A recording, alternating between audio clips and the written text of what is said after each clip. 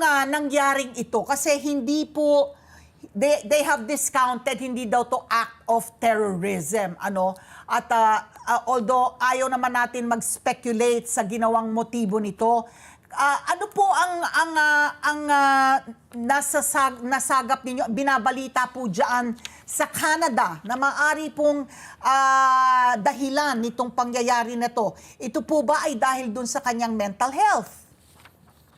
Sana po 'yon sa pa nila, investigahan pa nila yung motibo ng suspect o yung kasi na-detain na siya, na-charge na siya ng Murder, 8 degrees of 8 counts of murder, second degree murder, 8 charges. 8 charges. At saka identify niya siya as Jai Adam Law, parang Si Adam Law.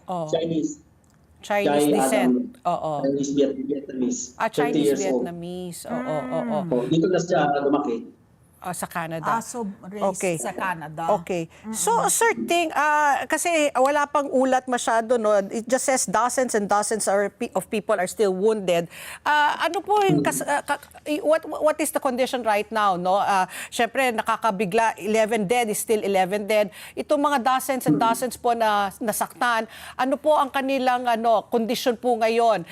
Meron ba tayong nababalita na nakaka-recover or yung mga sugatan, malala po? Baka pwede nyo pong ibigyan kami ng update sa estado nila? Yung nabalitaan namin, yung sa nirelease nila sa news, tsaka yung authorities, nung unang yung incident, 27 ang dinala sa 9 different hospitals dito sa Lower Mainland, Vancouver. 27? Tapos yung iba, talaga, dead on the spot. Most of them are like dead on the spot. Yung halos yung 11. Tapos yung sa ngayon, napalitaan natin na may 7 ang lumabas na, pero yung iba patuloy sa nakikibaka pa, nakikipaglaban pa rin sila sa kanilang buhay. So I just want to verify. 27 ang sinabi niyo po ang nasa ospital pa? Oo, ang dinala. Ang dinala, okay.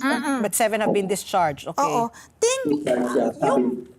Yung ayon sa eyewitness testimony, merong mga barriers, at saka parang tapos na yung pinaka-main event. Pawind hanggang 8 o'clock lang dapat Tapos ito yung strip down na maraming food trucks.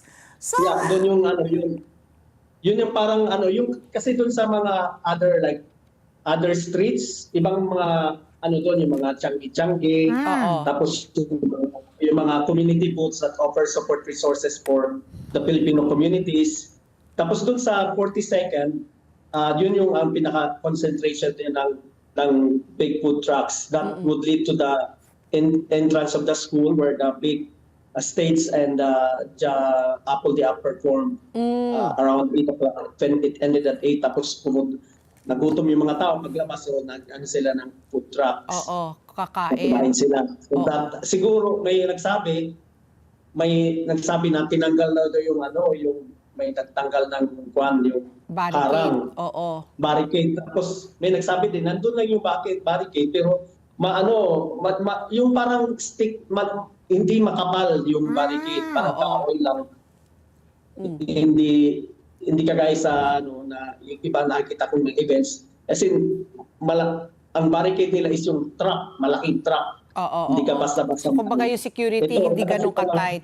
Parang kalye-kalye lang, pagkatapos ng after yung main thoroughfares, may parking lot, tas yung leading to the residential. It's actually a residential and school area. Ng Black Party. Unlike sa mga events like other Filipino events, like yung event na ginagawa namin, yung big event like Pinoy Festival, doon talaga sa stadium. Okay. Hindi ka pwedeng pero ganun pa man, last year nagawa naman pero wala namang nangyari. I'm sure it was deliberate, no? Pero ito yung katanungan ko, no? Nung pagkatapos niya rinam yung kanyang SUV, ano po nangyari? Paano siya nahuli? Did he flee the scene? Did he sped away ba? Nagkaroon ba ng citizen arrest? Hinuli? He was contained by Filipino bystanders, yung mga nandun.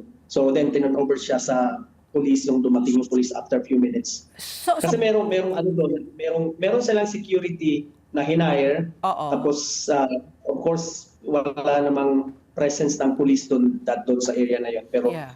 earlier siguro may mga police na aligid-aligid, pero normally pag mga events meron talagang police, like traffic police na nagmaman. So yung mga Pero- Pinoy ang humuli sa kanya. Huminto ba yung kanyang sasakyan? O did he try to... Narito talaga kasi ang daming ilang ano yon, from the barricade siguro binangga niya yung barricade na Oo. manipis lang, tapos Tuloy-tuloy. kaya siguro mga 500 meters yung tinakbo ng sasakyan niya, no? Hanggat sana na nahinto yung sasakyan niya. Okay. Kasi UP yung sasakyan niya eh. Oo. Ano ang sentimiento ng King? Sentimiento, yung overall atmosphere, at of course, apart from yung pagdadalang hat. I was there but I was able to leave the place 1 hour before kasi I went to the other community events ng Filipino.